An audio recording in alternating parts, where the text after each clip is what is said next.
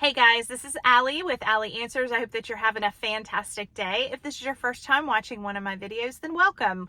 And if you've been here before, welcome back. I appreciate you so much. It costs $0 to subscribe, so hit that subscribe button for me, and you are welcome to share this video with anyone that can be helped by it. When we are tasked with caring for our family members, there are often times where you will have a force against you.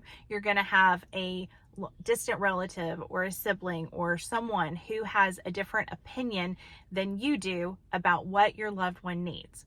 If you are the primary caregiver, if you're the one who gets the phone calls in the middle of the night and the one who takes them to the doctor and the person who knows all the medicines that they're on, whether the person is in your home or whether they are living in a community, that is a heavy burden. And so I want to say thank you. Thank you for being the person who stood up and said, I'll do it.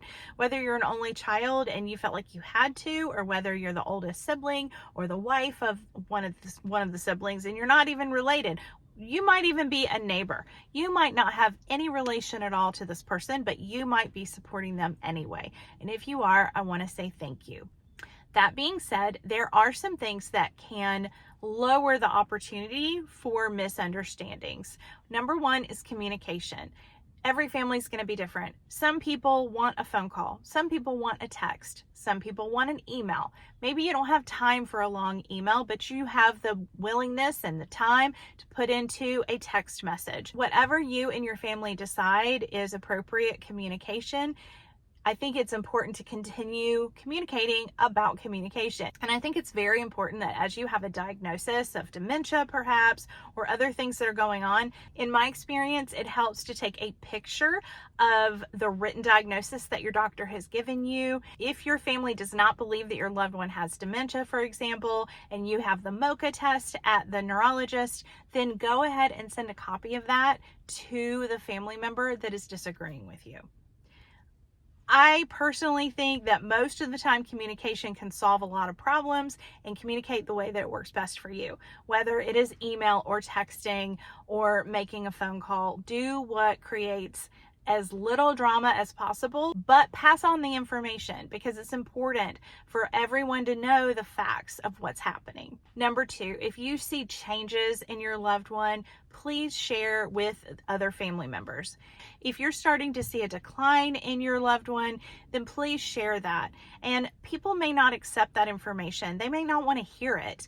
And so it may be hard for them to receive the information, but I do feel like it's important to share. For example, if you've seen that your loved one is losing some weight, even though they're eating pretty normally, or they're sleeping more, or they've had 3 UTIs this year, I think it is important to just mention that. It may make you feel vulnerable and make it feel like you're saying that you're not doing a good job. That's not the case. No matter how good your care is, you're going to have a decline. None of us can live forever, and there's going to be a decline for any of us.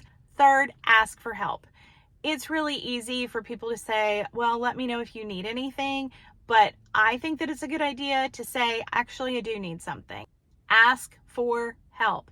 If you need someone to come sit with your loved one, go ahead and ask someone to do that. See, families sometimes wait until they need someone for like a whole weekend or a whole week, and then that's too much for someone who's not used to being around the loved one and they're not used to rendering care, they're not used to helping someone in the bathroom, and that person gets overwhelmed and they just say no. So if you can ask for help to watch someone for a few hours or even a quick overnight before the big trip, I think it's a good idea to get everybody used to the new normal that your loved one has. Unfortunately, you are not going to always agree with your family, but a lot of times the caregiver is the one who sets the tone.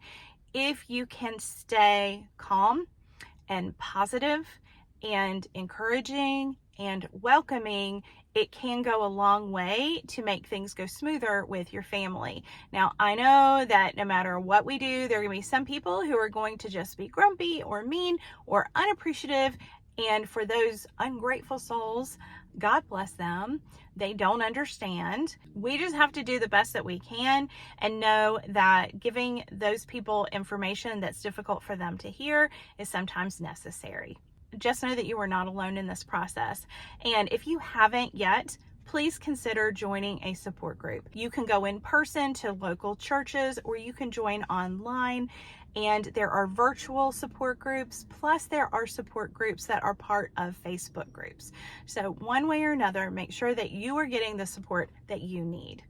I appreciate you and all that you do for your loved one. Have a good day. I'll see you next time. Bye-bye.